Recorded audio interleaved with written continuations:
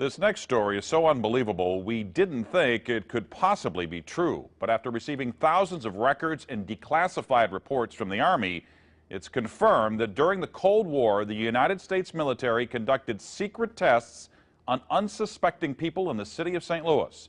A local sociologist will make her findings public tomorrow, but she spoke first to the I-Team's Lisa Zigman. Lisa Martino Taylor's life work has been to uncover details of the Army's ultra-secret military experiments carried out in St. Louis and other cities during the 1950s and 60s. This study was secretive for a reason. They didn't have volunteers stepping up and saying, yeah, I'll breathe zinc cadmium sulfide with radioactive particles. These Army archive pictures show how the tests were done in Corpus Christi, Texas in the 1960s. In Texas, planes were used to drop the chemical, but in St. Louis, the Army placed chemical sprayers on buildings and station wagons. City officials were kept in the dark about the tests. The Cold War cover story was that the Army was testing smoke screens to protect cities from a Russian attack. The truth, according to Martino Taylor, was much more sinister. It's pretty shocking. The level of duplicity and secrecy, clearly they went to great lengths to deceive people. By making hundreds of Freedom of Information Act requests, she uncovered once classified documents that confirmed the spraying of zinc cadmium sulfide.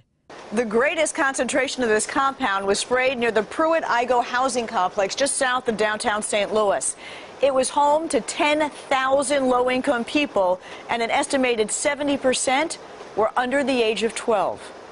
Martino Taylor claims they all unknowingly inhaled this compound morning, noon, and night so the government could measure its effects on their lungs. So this was in violation of all medical ethics, all international codes, and the military's own policy at that time. In 1994, then Congressman Richard Gephardt asked the Army to open its records and explain the St. Louis testing. We want to make very sure that nothing went on that would harm anyone and that all the facts are out on the table.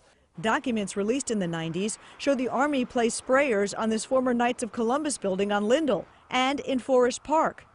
The Army always insisted the chemical compound was safe. Martino Taylor believes documents prove otherwise. There's a lot of evidence that indicates that people in St. Louis, in the city, particularly in minority communities, were subjected to military tests that was connected to a larger radiological weapons development and testing project. For the first time, she links the St. Louis testing to a company called U.S. Radium, a company notorious for lawsuits involving radioactive contamination of its workers. United States Radium had this reputation where they had been found legally liable decades prior for producing a radioactive powdered paint that killed many young women who painted fluorescent watch dials. While the Army admits it added a fluorescent substance to the zinc cadmium compound, details of whether it was radioactive remain secret. Documents uncovered to date indicate the Army never conducted follow-up studies to see whether the compound caused long-term health issues.